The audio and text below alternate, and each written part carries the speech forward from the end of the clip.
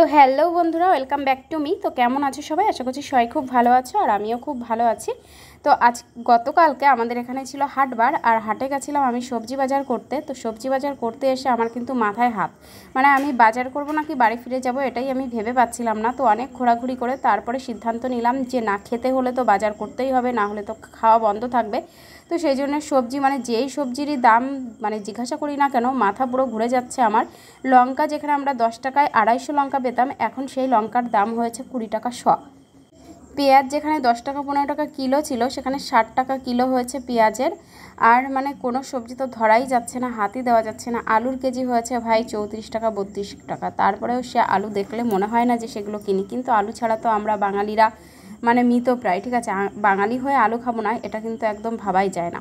তো তারপরে ভাবলাম ঠিক আছে, কিছু তো সবজি কিনতেই হবে, না কিনলে তো আর খাওয়াই জুটবে না। তো সেই জন্য গুটি গুটি পায়ে সারা বাজার ঘুরলাম আর কয়েকটা সবজি কিনলাম সস্তা সস্তা দেখে। মানে ভেন্ডি যেখানে 10 টাকা 15 টাকা কেজি ছিল, সেখানে কিন্তু ভেন্ডি হয়েছে 30 টাকা 40 টাকা কেজি।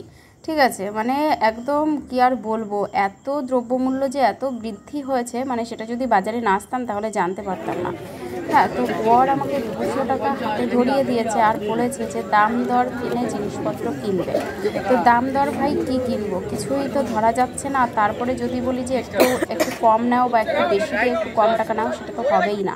এখন বুঝতে পারছি না অ্যাকচুয়ালি লাভটা কারা, মানে বেশি লাভবান কারা হচ্ছে, চাষিরা নাকি এনারা। অ্যাকচুয়ালি আমরা মানে জানতে পারি, শুনতে পারি যে চাষিদের মানে অবস্থা খুবই খারাপ, তারা কষ্ট করে ফসল ফলাচ্ছে অথচ বাজারে তাদের কোনো দাম নেই। তো গোটা কয়েক সবজি কিনে তারপরে চলে এসেছি মাছ বাজারে। যদিও আমি মাছ কিনবো না, এই পথ দিয়েই বাড়ি যাব। তো এইখানে এই মাছটা দেখে আমি অবাক হয়ে গেলাম, কারণ আমি লাইফে প্রথমবার এত বড় একটা তোমার এটাকে কি মাছ বলে, শাপলা পাতা মাছ বলো বা শঙ্কর মাছ বলো, যাই বলো, তো আমি ফার্স্ট টাইম দেখেছি। তো সেই জন্য ভাবলাম আমার ভিউয়ার্সদের সঙ্গে একটু শেয়ার করি, কারণ অনেকেই আছে যারা এই মাছ এত বড় দেখেনি বা কিভাবে কাটতে হয় সেটাও হয়তো জানে না। আমি যদিও এসব মাছ খাই না, তবু আমার খুব ভালো লাগছিল দেখতে, কারণ ওই কাকাটা না হাত দিয়ে উঁচু করতে পারছিল, মানে হিমশিম খেয়ে যাচ্ছিল। মাছটা অনেকটাই ওয়েট ছিল, আর এর পেটে যতটা ডিম হয়েছিল মনে হয় 3-4 কেজি শুধু ডিমই হবে। ঠিক আছে, তো এতটা সুন্দর ছিল মাছটা দেখতে, মানে দেখো উপরটা কেমন একটা কালার, মেটে মেটে কালার, আর নিচের দিকটা কিন্তু পুরো সাদা কালার।